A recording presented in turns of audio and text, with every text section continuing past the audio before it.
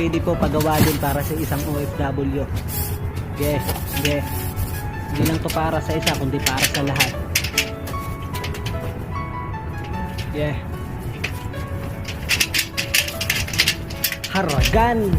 Isa ako sa Pilipino na piniling manayuhan dito sa ibang bansa para lamang matulungan ng aking mga pamilya kahit na medyo mahirap. Bawal dito ang mapagod, kailangan magsumika. Para sa aking pamilya ay kailangan magtiis. Sinantabi ko ang lungkot at ang aking pagkamis. Bawat pawis ko bayad para to sa kanila.